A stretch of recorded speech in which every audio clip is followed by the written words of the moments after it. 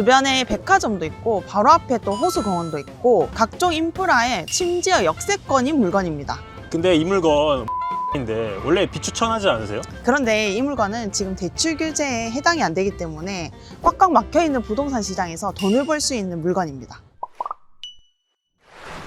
피디님 그거 아세요? 얼마 전에 저희 수강생 한 분 인터뷰했었잖아요. 네. 오피스텔에 대해서 이야기가 나왔었는데 그 영상을 보시고 난 이후에 저희 수강생분들이 오피스텔에 대해서 엄청 많이 물어보시더라고요. 아 진짜요? 뭐라고요? 지금 오피스텔 투자해도 되냐, 할 거면 어디 해야 되냐, 뭐 수익률은 어떻게 봐야 되냐 이런 것들을 많이 물어보셨어요. 근데 보통은 뭐 아파트 위주로 물어보지 그런 거 잘 안 물어보지 않아요? 원래는 오피스텔에 관심 있으신 분들이 많이 없으셨거든요. 근데 지금 대출 규제 때문에 오피스텔에 관심을 많이 가지시더라고요. 이번에 정부 바뀌고 나서부터 대출 규제부터 시작해서 뭐 부동산 규제 계속 나오고 있는데 수도권에 있는 아파트 대출을 완전히 막아버렸단 말이에요. 특히나 매매 사업자 같은 경우는 아예 대출 안 나오게끔 막아버리기도 했고 실거주자만 대출 받을 수 있게 했는데 뭐 15억 이하로 아파트를 구매를 하면 6억까지만 대출 나오고 그 다음엔 4억, 2억 이렇게 대출 한도를 너무 많이 줄였었어요. 그래서 지금 상황에서는 투자금이 너무 많이 든단 말이에요. 그런데 대출 규제에서 빠진 부분이 있어요. 그러니까 오피스텔은 여기에 해당이 안 돼요. 아 왜요? 오피스텔은 상업용이거든요. 그러니까 주택에 대한 규제만 지금 주고 있는 거지 오피스텔은 우리가 주거용으로 사용하고 있다 하더라도 건축물 용도 자체가 사무실, 근린 상가 같은 개념이기 때문에 대출 규제에선 빠졌어요. 그래서 현재 오피스텔은 예전과 동일하게 낙찰가 80%, 90%까지도 대출을 받을 수 있습니다. 그러면 어떻게 보면 지금이 딱 투자할 수 있는 적기일 수도 있겠네요. 그죠. 원래 오피스텔 투자를 고려하고 계셨던 분들이라면 오히려 더 기회가 될 수 있죠. 그래서 제대로만 투자를 하면 저희 수강생처럼 이 오피스텔 하나 딱 낙찰받고 수익률 8.2%까지 가지고 갈 수 있어요. 그래서 오늘은 제가 현재 경매에 나와 있는 물건을 실제로 나와봤거든요. 같이 둘러보면서 인장할 때는 어떤 걸 체크해야 되는지 또 어떤 걸 주의해야 되는지에 대해서 알려드리도록 하겠습니다.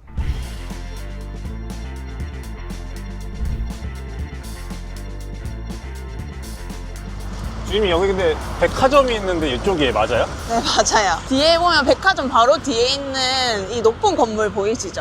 여기가 지금 경매로 나온 물건인데 딱 봤을 때 어떠세요? 이거 그냥 아파트 아니에요? 그냥 봤을 때는 아파트처럼 딱 생겼는데 사실은 오피스텔입니다. 주거용으로 쓰고 있는 오피스텔인 거죠. 지금 건물 자체가 엄청 높은데 경매에 나온 물건도 40층에 있는 물건이 나왔습니다. 평수는 전용 면적으로 84제곱미터로 나왔고요. 일반적인 아파트라고 생각하면 한 30평대 정도 된다라고 생각을 하시면 돼요. 감정평가 금액은 11억 5천만 원에 나왔어요. 근데 한번 유찰이 돼서 지금 최저가가 8억 500만 원입니다.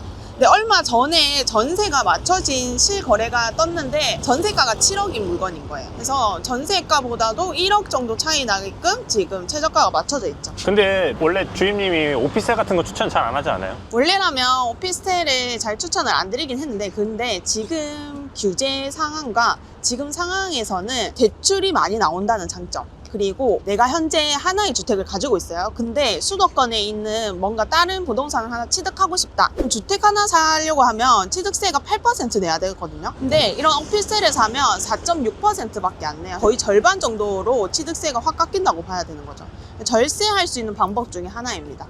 근데 제가 생각하는 오피스텔은 복도식에 다닥다닥 붙어있는 원룸 같은 걸 생각했거든요. 맞아요. 그런 오피스텔과 이렇게 생긴 아파트처럼 생긴 오피스텔은 좀 구분을 짓기는 해야 돼요. 여기는 거의 아파텔이라고 부르거든요. 아파텔? 네. 겉보기에는 아파트 그리고 뭔가 생활하는 것도 다 아파트 같은데 용도만 오피스텔로 되어 있는 걸 아파텔이라고 얘기를 해요. 그러면 이게 지금 투자할 만한 가치가 있다고 생각하시는 거죠? 당연하죠. 왜냐면 최저가가 지금 8억인데 이거 하나 잘 낙찰받으면 월세 300만 원 가까이 가지고 갈 수 있어요. 지금 제가 말씀드린 것뿐만 아니라 장점들이 많이 있단 말이죠. 제가 둘러보면서 좀 설명을 해드리도록 할게요. 피디님 저기 뒤에 보이세요? 차로변이 엄청 넓어요. 웬만한 청담 그 큰 대로변 앞에 지나다니는 느낌이 들 정도로 여기가 거의 경기도의 청담이지 않을까라고 생각이 듭니다. 근데 이제 보통 물건을 고를 때 어떤 기준을 좀 갖고 찾는 게 조금 도움이 돼요? 주변에 학교 가까이 있는지 그리고 그 학교가 학군이 괜찮은지 이런 것까지도 좀 체크하면 더 좋은 투자처가 될 거고, 그리고 지하철 가까운 거, 그리고 꿀팁인데 대형 평수가 있는 아파트면 또 좋아요. 그러니까 내가 지금 투자하려고 하는 게 대형 평수가 아니에요. 근데도 그냥 이 아파트 단지 안에 대형 평수가 있으면 그 대형 평수를 들어올 수 있는 여력이 되는 사람들이 이 아파트 산다는 거거든요. 금액대가 엄청 비쌀 텐데 그런 분들이 들어와서 사는 곳이니까 뭔가 이 아파트 분위기 자체가 훨씬 더 다른 데보다 좋다, 이런 평도 많이 있습니다. 그러면 이 물건은 대형 평수에 속하는 건가요? 여기는 오피스텔이라서 좀 주의하셔야 될 게 있는데, 얘가 전용 면적이 84제곱미터라 했단 말이에요. 그러면 아파트에서는 그냥 공급 면적으로는 32평, 31평 이 정도의 취급이 될 건데, 오피스텔 얘는 공급 면적이 50평으로 되어 있어요. 그 이유가 오피스텔은 공용으로 쓰고 있는 면적들이 아파트보다 훨씬 더 많아서 공급 면적은 전용 면적 거의 2배라고 보시면 돼요. 근데 남들이 봤을 때 그냥 이 집 50평이다 라고 얘기를 하면 우리가 생각하는 50평 진짜 큰 거라고 생각하는데 그게 아니라는 거죠. 그래서 여기 함정에 빠지시는 분들도 있어서 이거 주의하셔야 됩니다. 주임님, 여기서 보니까 더 아파트 같은데요? 그죠? 아까 전에 반대편에서 봤을 때보다도 여기가 더 훨씬 더 아파트처럼 생겼는데, 여기 아파트 살고 계신 분들 후기를 좀 살펴봤거든요. 근데 제일 손에 꼽히게끔 자랑할 수 있는 게 이 호수 얘기가 있더라고요. 층수도 엄청나게 높은데 바로 앞에 호수가 있어요. 그것도 엄청 큰 호수가 있고 호수뷰 플러스 시티뷰까지 같이 볼 수 있다 하면서 사진을 막 올려주셨더라고요. 저도 보는데 엄청 예쁘더라고요. 이번 매물이 40층이니까 충분히 보이겠는데? 그죠.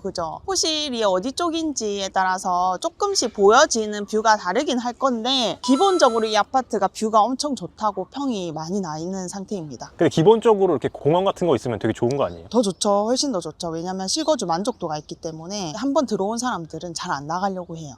그러다 보면 매물이 막 많이 쏟아지는 아파트가 아니겠죠. 그래서 점차 금액대가 올라갈 수 있는 여력이 있습니다. 그리고 이 아파트는 호수뿐만 아니라 지금 바로 뒤편에는 갤러리아 백화점이 있었고, 갤러리아 바로 또 건너편에는 롯데몰이 있어요. 다 걸어서 다닐 수 있는 거리거든요. 뿐만 아니라 걸어서 지하철역까지 12분밖에 안 걸려요. 그것도 강교중앙역이거든요.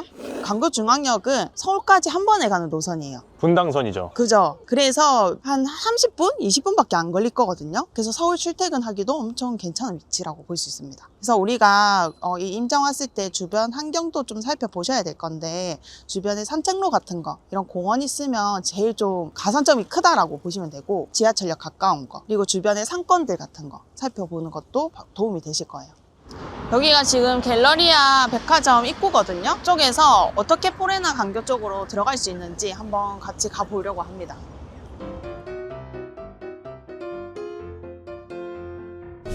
근데 이렇게 백화점이랑 이어져 있는 이런 오피스텔이 흔하지 않잖아요? 진짜 흔하지 않죠? 아예 여기밖에 없다는 건 아닌데 좀 흔하진 않긴 해요.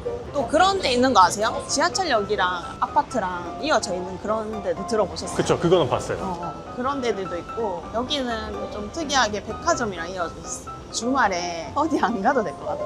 그냥 차가 필요 없을 것 같은데요? 파이브 가이즈도 있어. 근데 인프라는 진짜 좋네요. 그죠? 그냥 집 밑에 내려와서 옷 사고 싶으면 사고, 파이브 가이즈 먹고 싶으면 파이브 가이즈 먹고. 수족관도 있어요. 집 밑에가 아쿠아리움이 있어요.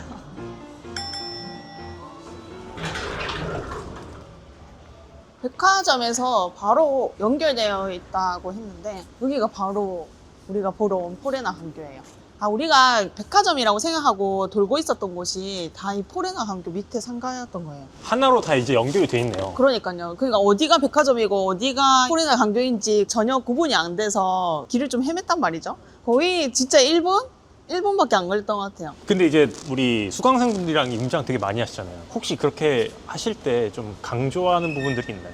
중점적으로 보는 건 수리가 필요한지 아닌지를 좀 체크를 해봐라고 말씀을 드리는데, 이런 집은 체크할 게 없어요. 그냥 지어진 지 얼마 안 된 것들은 거의 뭐 수리비가 안 든다고 보시면 되거든요. 해봤자 뭐 100만 원, 200만 원 이 정도 그냥 들 것 같고, 신축 아파트라든지 이렇게 신축 건물 같은 경우는 관리비에 대해서 좀 체크를 해보셔야 돼요. 그래서 나중에 관리사무소에도 한번 전화를 해서 미납 관리비 있는지 없는지도 체크를 해보려고 합니다. 그러면 한번 안에까지 들어가서 내부가 어떻게 되어 있는지도 좀 살펴보겠습니다.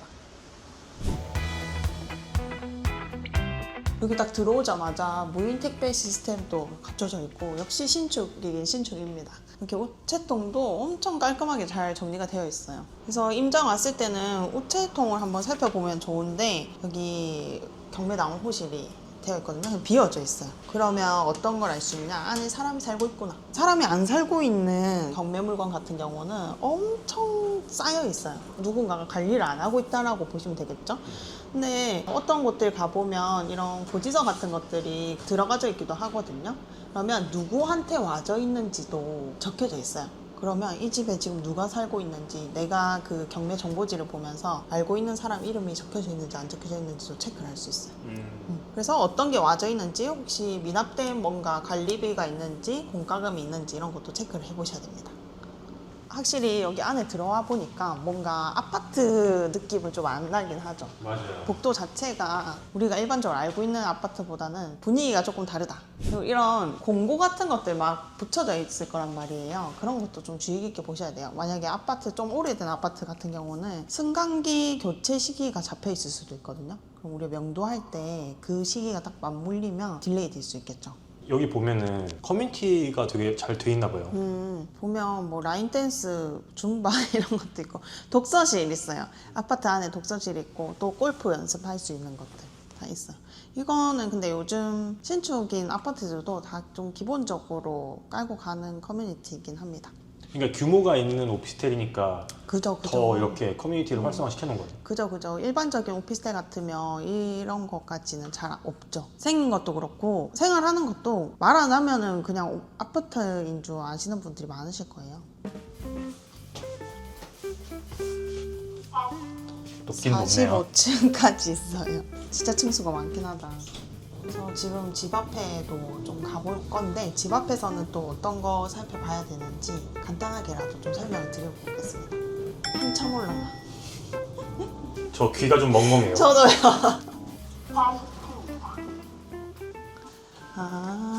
확실히 복도 보면은 느껴지죠.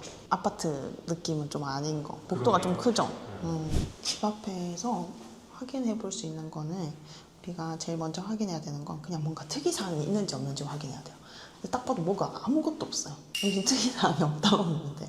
좀 설명을 덧붙이자면, 어떤 집들 가보면 짐들이 엄청나게 많이 밖에 쏟아져 나오는 집들이 있거든요. 그런 데들은 명도하기 어려운 집이겠구나 라고 생각을 할 수 있고, 또 어떤 집들 가보면 문 앞에 뭔가 스티커 같은 게 엄청 많이 붙어져 있는 집들이 있거든요. 그럼 거기는 빈집이겠구나 라고 생각할 수 있어요. 우리가 경매 나온 물건들은 등기 같은 게 엄청 많이 나오거든요. 근데 우체국에서 왔는데 사람이 없으면 그 스티커 같은 걸 막 붙이잖아요. 그래서 그게 막 쌓여져 있는 집들이 꽤 있어요. 그 경매 나온 것들 보면. 그래서 그런 것들은 빈집인지 좀 오래됐구나 라고 생각을 하셔야 되고, 안에 수리에 대해서 좀 계획을 잡으셔야 되겠죠.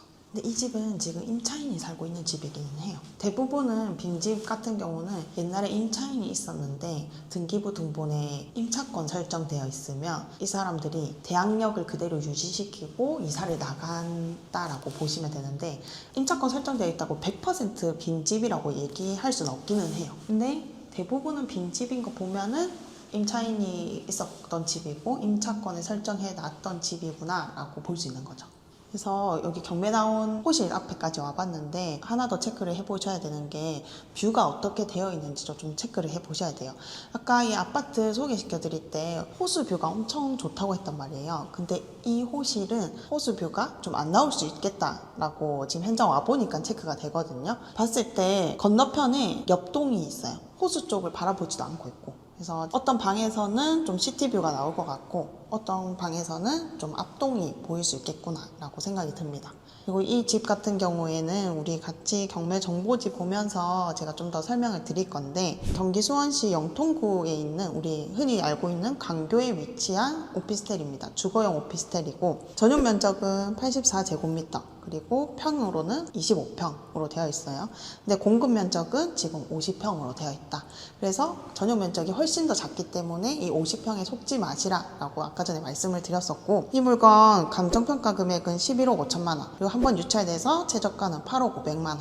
안에 임차인이 살고 있어요. 임차인이 살고 있는데 전입신고한 날짜가 말소 기준이 되는 날짜보다 늦습니다. 그래서 보증금은 지금 1억에 210만 원에 들어갑니다. 들어와져 계신 분이에요. 그런데 이 집 좀 특이한 상황이 있는데 경매가 나오는 집들의 등기부 등본에는 무조건 이 집이 경매로 나온다라는 표시가 뜨거든요. 그걸 경매 개시 결정 기입 등기라고 얘기를 하는데 그 날짜 이후에 전입 신고를 한 임차인이에요. 그러니까 이 집 이제 경매 나올 거다라고 등기부 등본에 뻔히 다 있는데 이후로 전입신고가 된 임차인인 거죠.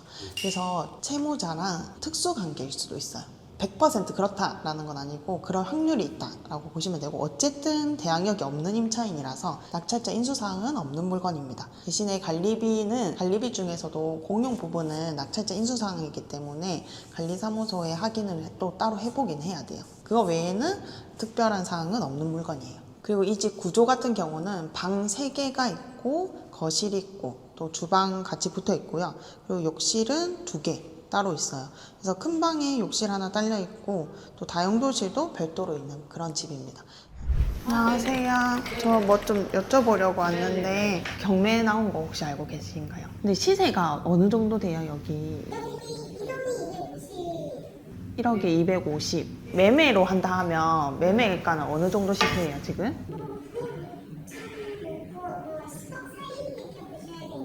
찾는 분들은 좀 있어요? 그럼 전세 만약에 맞추면 얼마죠? 그럼 전세나 월세는 내놓으면 바로 나가나요? 찾는 분들 많나 보네. 근데 여기는 관리비가 한 달에 어느 정도 나와요?